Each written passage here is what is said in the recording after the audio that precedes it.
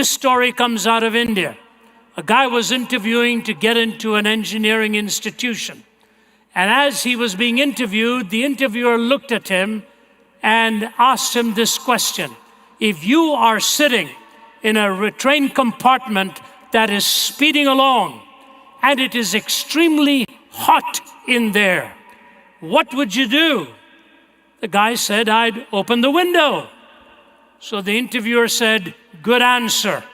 Second question, if the window was 1.5 meters in dimension, 1 square meters, and the compartment is 12 cubic meters in dimension, and the train is moving at 80 kilometers an hour, and the wind is blowing at a certain speed in this direction, how long would it take for you to be comfortable in your compartment? The guy says, I don't know the answer to that. He said, then you don't qualify. Out. The guy left, and as he was walking out, the other students waiting said, what was the question? And he told them the question. So the next guy comes in, and the interviewer says to him, if you are in a train compartment and it's speeding along and it's very hot, what would you do? He said, I'd take my jacket off. The interviewer said, but after you take your jacket off, if it is still hot, what are you going to do? He said, I'll take my shirt off. He said, but it's burning hot. He said, I'd take my trousers off. So the interviewer says to him, what if you're dying? He said, even if I'm dying, I'm not going to open that window. You see, when you know what the questions are, and he knew what was coming next, the dimension of the window, the dimensions of the compartment, the speed of the wind, the velocity of the train, he didn't want to deal with that. And let me tell you something. The naturalistic framework in our time. And what do I mean by that? The philosophy of naturalism, which takes time plus matter plus chance, has brought you and me into being. There is no transcendent perspective. There are no absolutes as points of reference by which and for which we must live. They will give you all of this philosophy. They are unable to answer one of the most fundamental questions that emerges from that philosophy. And to you and me, actually, there are two basic questions that have to be answered if we are going to make coherent sense out of our lives, out of your living and mine. The first question is this: who is God? And of course, subsumed in that question is the assumption that God actually exists. So that's fine. You've got both of those wrapped up in there. But there is a second question that the naturalist has to answer. What does it mean to be human?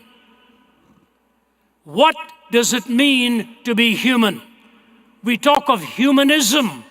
We talk of humanistic philosophies as if it's a monolithic sense in which you can answer that. Humanism itself comes from about 7 different philosophical perspectives, but we use the word human being, not human doing. So we have to answer, what does it mean to be human? You can't go the existential route and only define yourself by what you do. You have to go the essential route by defining who you are. Who you are ought to be the basis on which you behave the way you do. What you do results from your very being. David, over 3,000 years ago, writing as a poet, a psalmist, and a shepherd boy and a king, raised both of these two questions. One he implicitly answers, the second he explicitly questions. And I'm going to read for you from Psalm chapter 8. This is what he says in that psalm. O Lord, our Lord, how majestic is your name in all the earth. You have set your glory above the heavens. from the lips of children and infants, you have ordained praise because of your enemies to silence the foe and the avenger. When I consider your heavens, the work of your fingers, the moon and the stars which you have set in place, what is man that you're mindful of him? The Son of Man that you care for him. You made him a little lower than the heavenly beings and crowned him with glory and honor. You made him rule over the works of your hands. You put everything under his feet, all flocks and herds and the beasts of the field and the birds of the air and the fish of the sea, all that swim the paths of the seas. O Lord, our Lord, how majestic is your name in all the earth.